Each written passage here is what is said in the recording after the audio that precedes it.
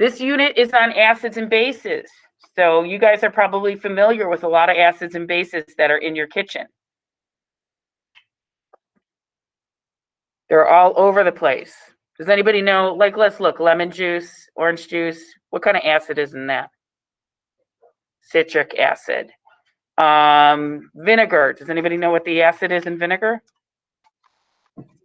It is acetic acid. All good stuff to know. Vitamin C, if you've seen vitamin C tablets, that's ascorbic acid. Baking soda is sodium bicarbonate, NaHCl3. Ammonia is NH3. Drano is NaOH, or sodium hydroxide. Pretty wicked stuff. Like if you were going to get rid of a body, that would be what you would use. Yeah, people dump it down their drain on a daily basis. So knowing a little bit about acids and bases, I think, is important because it gives you a little bit more respect for them. I don't think that we treat the chemicals laying around our house with the respect that they need. Okay, so these are the things about acids and bases. Acids are sour. So we've all tasted lemons before. That's what we mean by sour. That's when they're dilute.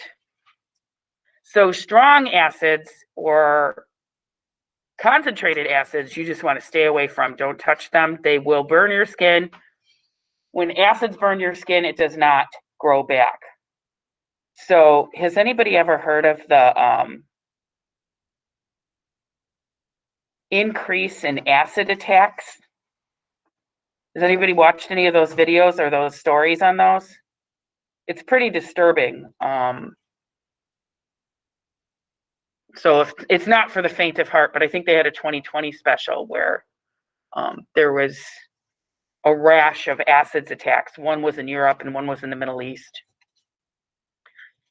Bases are bitter when they're dilute. They're also, when they're strong, they're super poisonous. You got to stay away from them. So acids dissolve your skin. Bases dissolve hair and fat. Acids kind of hurt and burn when you touch them. And bases feel like slippery.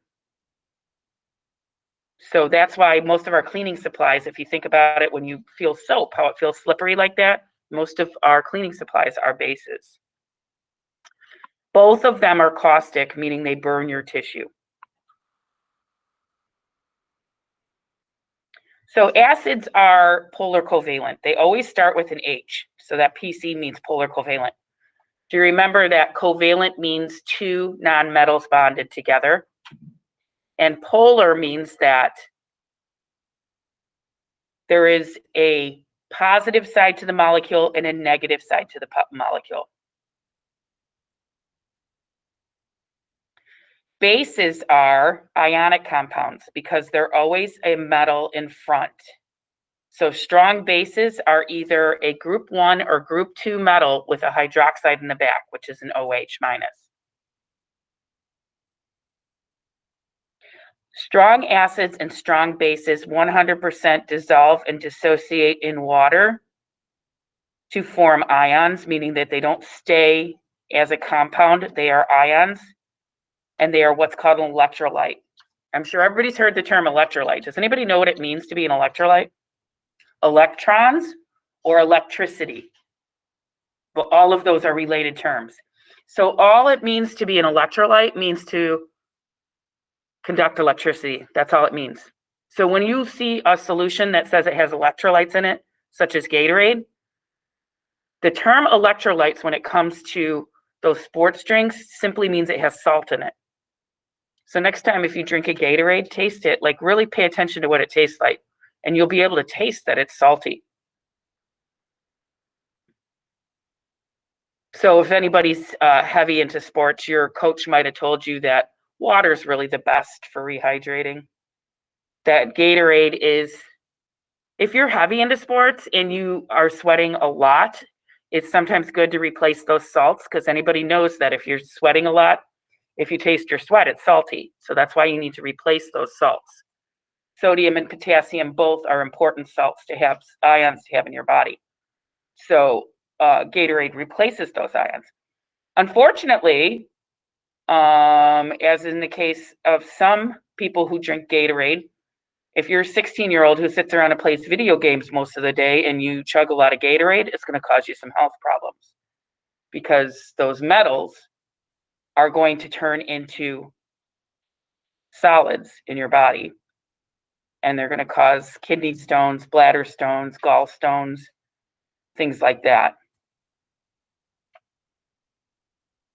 So acids react with metals, bases do not. So it's interesting to me when you watch those commercials where they came out with the copper pots now, you know? Have you ever seen that? The copper chef or whatever? If you cook anything that is very acidic, such as lemon chicken or like a marinara sauce with a lot of tomatoes in it, actually reacts with the copper and can make you sick, because you'll then be ingesting copper metals.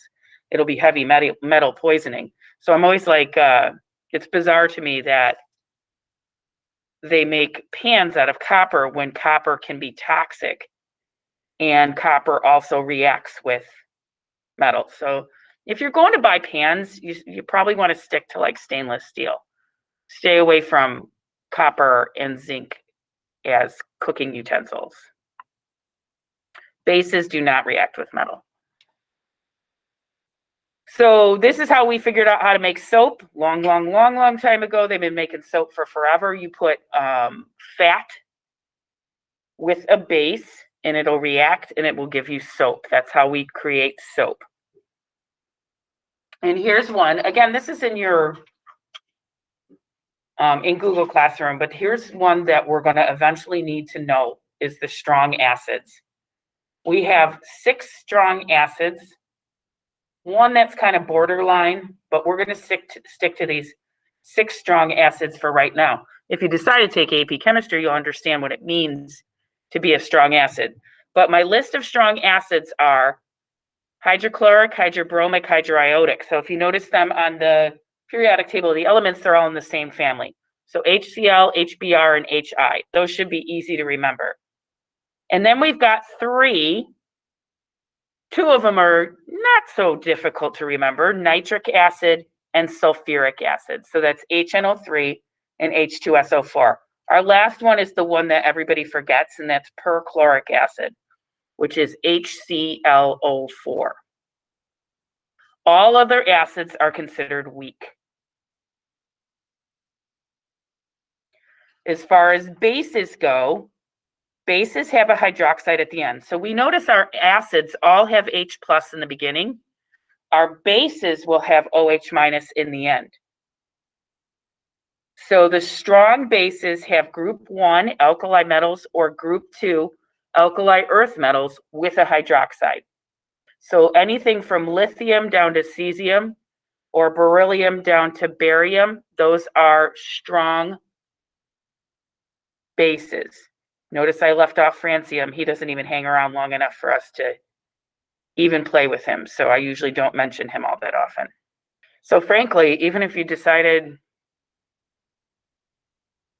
I don't want to go to college, I don't want to go to trade school, I don't want to do anything, I'm just going to get a job as a janitor, this is actually super important stuff.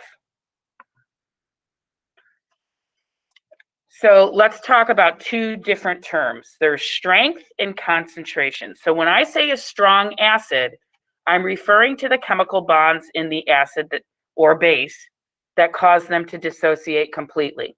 That's what the word strength means.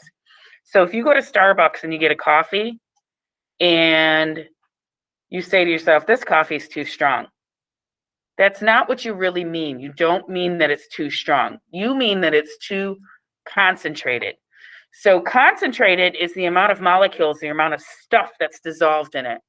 Whereas strength has to do with the chemical bonds and how much they fall apart. So weak acids and bases will stay together as a compound and just dissociate a little bit, whereas strong acids and bases fall apart completely and dissociate completely. So Concentrated is something different. Concentration refers to the amount of acid or base, or really anything that you have dissolved in there. So how many molecules are floating around? So you can have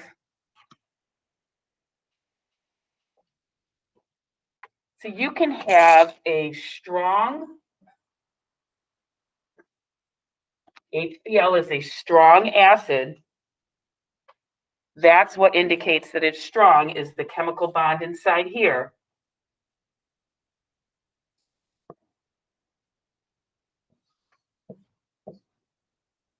This is considered strong and dilute. So dilute, this is a measure of how much stuff is floating around in here. You can also have strong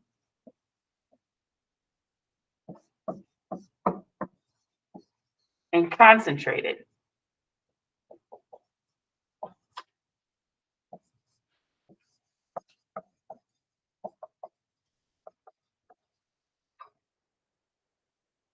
You can have weak acids. This is carbonic acid. We see carbonic acid all the time. Do you think you can drink carbonic acid?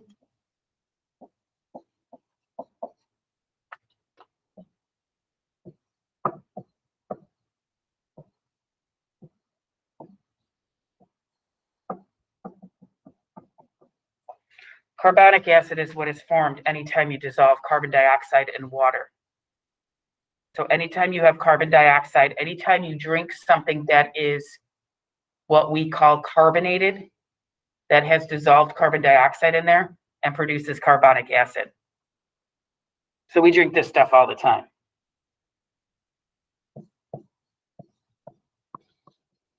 This is acetic acid.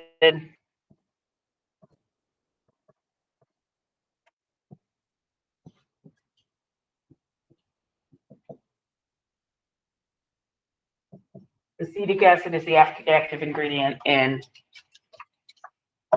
vinegar. This is called glacial acetic acid. It feels cold and it freezes at a very high temperature. So if you were to hold a jar of acetic acid, glacial acetic acid, it actually feels cold. So the strong versus weak has to do with the chemical bonds. We have 6 strong acids, the rest of them are weak. Dilute versus concentrated has to do with how many molecules. This is how many moles we have dissolved in a liter. Big M means moles in a liter. So a little bit or a lot. That's the difference between concentrated and dilute. Indicators are actually pretty cool. So does anybody have a pool or a hot tub here? And you know those strips? Do you ever use those testing strips? Those are usually testing, like one of them is going to be pH, one of them is going to be alkalinity. Well, you can guess with the alkali metals and the alkali earth metals being group 1 and 2 metals, alkalinity has to do with how much base is around. So all of those little squares that turn different colors, those are all indicators. The main indicator for acids and bases is called litmus. Litmus paper, which is, you know, when you dip in there. Let's remember, acids turn it red, bases turn it blue. So B for bases goes with B for blue. Okay, you guys might have heard the pH scale. So pH scale goes from 0 to 14. 0 would be concentrated acids. Anything from 0 to 7 is going to be considered acidic. 7 is what we call neutral. And then 7 to 14 is what we call basic. So strong bases are going to be, strong concentrated bases are going to be 14, and strong concentrated acids are going to be 0. And then in the middle at pH of 7, we consider that dilute. Check out those substances there, though. Rain has a pH of 5.5. That's not neutral at all, is it? Anybody guess why rain is 5.5 and not 7? Pollution is definitely one of them. So the pollution gases, such as carbon dioxide, we just talked about carbon dioxide, anytime it comes in contact with water, it'll turn into carbonic acid. Another main component of pollution is nitrogen dioxide or nitrogen monoxide. Those dissolve in water to form nitric acid. The other one is sulfur dioxide. Sulfur dioxide dissolves in water to form sulfuric acid. So the more pollution you have in the air from combustion reactions, the more acidic the rain will be. So there's our other buzzword I'm sure you heard tons of times is acid rain. And that is because of pollution dissolved in the water. But naturally, there's also things that dissolve in the water naturally that have nothing to do with pollution that make it a little bit acidic. Carbon dioxide has been produced by so many reactions for so many years. It's a natural part of the atmosphere. We've just made too much of it. That's where the problem we're at right now. When I was your age, if you would have told me we'd be talking about carbon dioxide so much, I would have been like, why? Because nobody had any idea that this was going to happen. So you can kind of see, if you want to look at your general pHs of common substances that are laying around. Milk of magnesia is like Malox. That's like the stuff you drink if you have a upset tummy. Ammonia and bleach we use for cleaning. Look at where bleach is at 12.0. I just remember thinking that bleach was an acid when I was little, but it's not, it's a base. And if you've ever felt bleach, it does feel slippery. So you look down at the other end, gastric juices, that's your pH of your stomach is at 1.6. So that's when you get that sour stomach, you have too much acid in there. And you'll use something like milk of magnesia to try to counteract that.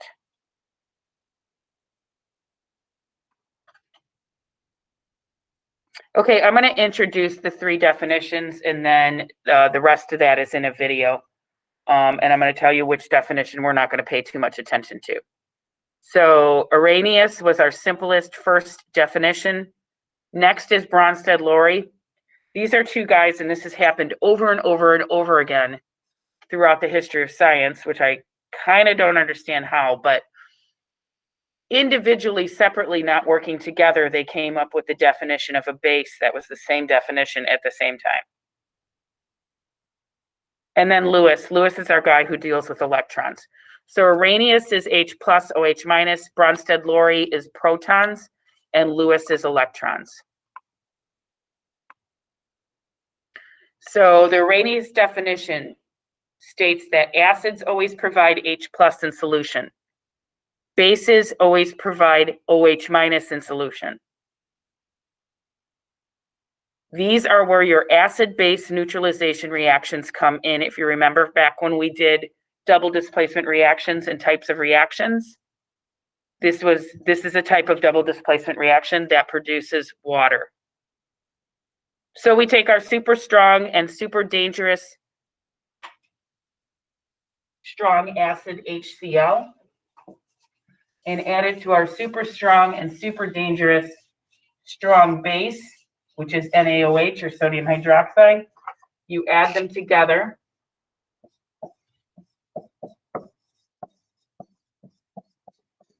And you get table salt and water.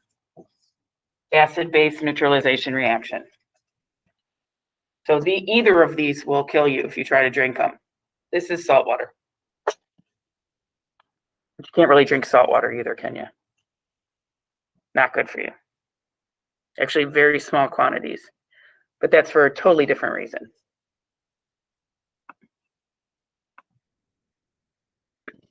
Okay, so the problem with Arrhenius is you got to be in water.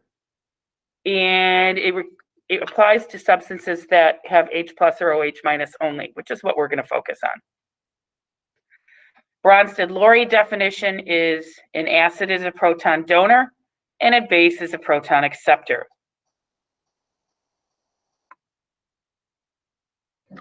What is a proton? Well, remember it's our subatomic particle. And let's talk about hydrogen because he's the main component of an acid. So hydrogen is H+. Hydrogen is 1. We're going to make H+ from hydrogen.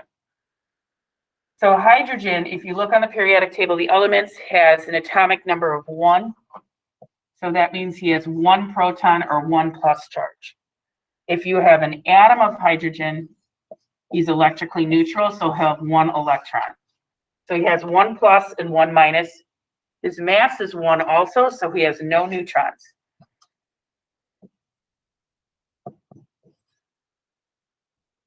He's electrically neutral when you add those all up. Now, when hydrogen becomes an H+, you guys remember? Does that mean he loses an electron or gains? Loses. So he loses this electron here. He now has 0 neutrons, 0 electrons, and 1 proton. So when we say H+, we're pretty much basically talking about a proton. So this has a charge of +1. So H+ is only a proton. So whenever I say the word acid, I want you to think of H+. When you think of H+, say, oh, he's got 1 proton. H+ is a proton and no electrons. Therefore, he must be a proton donor and electron acceptor. You can't donate what you don't have. So there are acid-base pairs that we'll go over later, and acid bases are, the reactions are classified as exchanging a proton. So in Bronsted-Lowry definition, protons go from the acid to the base.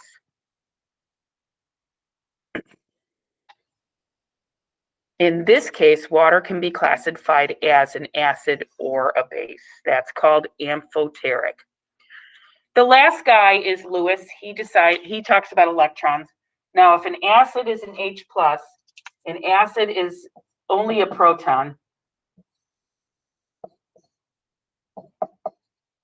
then he cannot donate electrons, so he must accept electrons.